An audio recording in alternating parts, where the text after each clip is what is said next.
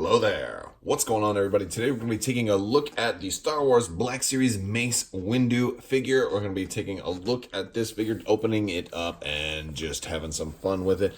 This figure is number 82, so if you would like to take a look at the back and read all of that, go ahead and pause the video now.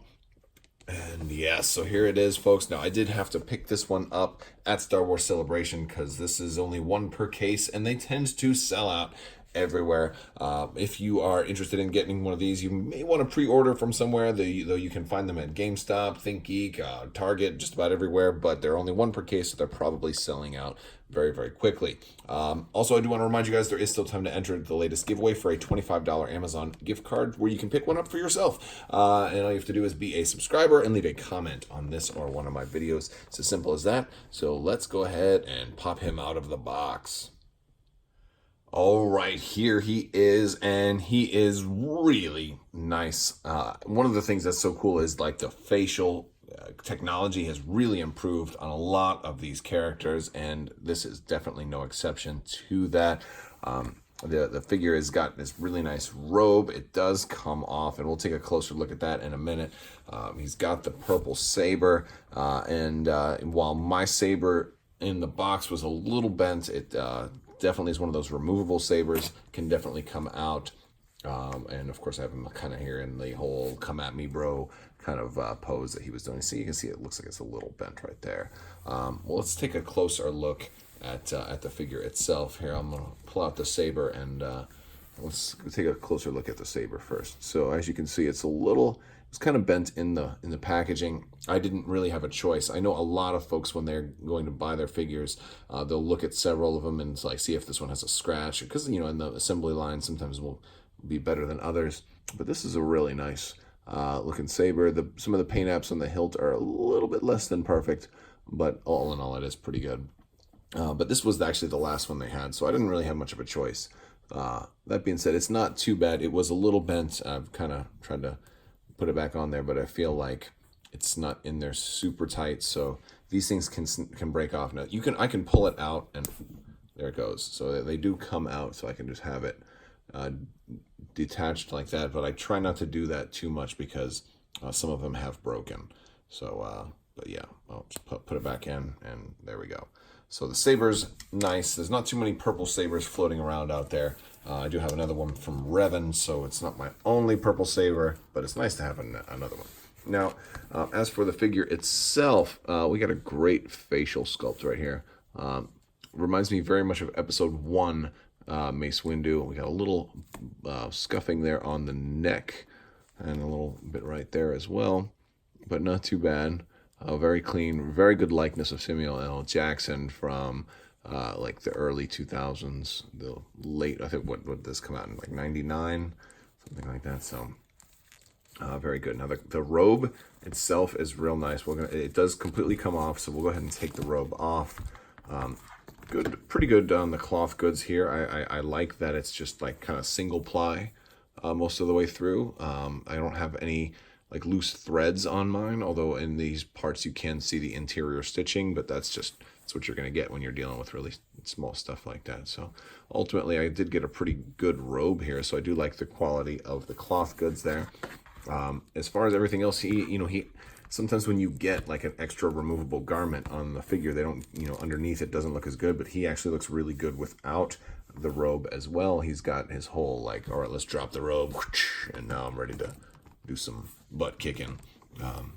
So let's take a look at the rest of the figure here. So he's got multiple layers underneath. You can see he's got the regular tunic below that, as well as the over robe there, and a lot of threading, a lot of detail on the fabric there. So that looks good. A lot of nice textures in that, and that is also on the arms throughout as well. And I like that there's detailing here because of the fact that you might have him set up with the robe over it all, and you might not even see this stuff. And so it's nice that that it looks good all the way through.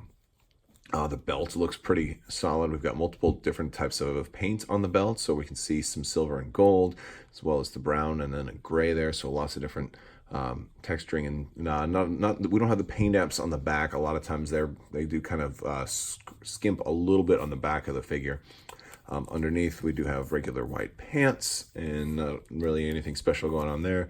The boots are just pretty standard, standard brown. Not a whole lot of special stuff with the boots, although they do have some texturing and a little bit of, oh, the buckle there could have used a little bit of silver. So a little bit of improvement, a little bit of room for improvement on some of the paint apps on this character.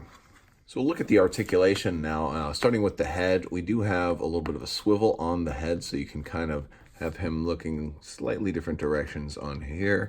As far as back and forward, we have a little bit of downward motion, which is not terrible, and a little bit of upward motion, but I feel like we could have gotten a little bit more with that, but kind of moderate head articulation. The shoulders are going to be definitely inhibited a little bit because of the plastic tunic right here, but they do actually manage, because they have this interior joint here, they do manage to be able to get a little bit of uphill. You can't quite do them into a Y position, but if you turn them up and spin them around, you can get his hands over his head that way. But basically, you can go out about that far. The real missed opportunity here is with the wide forearms here is that you don't really get a whole lot of inward, and so like a lot of these Black Series, you can only get the elbows in about halfway, and that's really a shame for characters that you want them to try to hold a lightsaber with two hands. Not since like the earliest Black Series 6-inch figures have you really been able to have a character, effectively hold a lightsaber with two hands, and it's just really a shame. I kind of wish they would get back to that, especially on a figure like this that already has cloth goods that could go over the top. They could have made this a little narrower and allowed for better bendy bits, because you don't always have to have him this way. And if you really wanted the flowing robes, here was your option right there. I would definitely favor more articulation. But that is just me. For wrists, we do have just a little bit of swivel here. We don't have a whole lot of bendiness back and forth. You can kind of get it in and out a little bit, but they do move around as well. Now, the hips, or the waist rather, we have a real nice waist joint, and we have a lot of movement backwards and a decent amount forward. We can go about that far forward and that far back, so he can almost limbo. He can be like, whoa, so that's pretty good. Especially if he's looking down, he can kind of pull a Neo, where he is from the Matrix, where he's dodging bullets and looking at you that way. And then he has got side to side swivel as well. Now for legs, he's got a pretty standard ball joint underneath there, so he can kick out side to side real far. And because of the cloth goods, or the plastic splitting right there, he can actually get almost to a full split. So that is pretty nice. He can go about that far. The legs are going to go about that far forward, but not particularly far back. But not too bad. He can kick pretty far forward. We do have double jointed knees, so we can get some really nice dance poses if we wanted to make him dance. We have pretty good ankle articulation as well, in that we have the ankle pivot. Now here he is facing off against Jango Fett, and it's nice to be able to kind of complete some of these scenes. So I do always love when we kind of get something that was kind of missing to really create that scene. Need Dooku next, I think, would be a really good one to try to complete this a little bit more. And for good measure, I went ahead and gave him Revan's purple saber as well. So just for once, he could dual wield two purple lightsabers, and I think he's very happy with this. And I always thought that Sam Jackson would be awesome with nunchucks, so let's just assume these are lightsaber nunchucks. So all in all, I'm really happy with this figure. It's not the best articulation out there, but it is a really good sculpt. Pretty darn well designed. A few little bits with the paint apps on some of the back portions and the boots could be improved a little bit.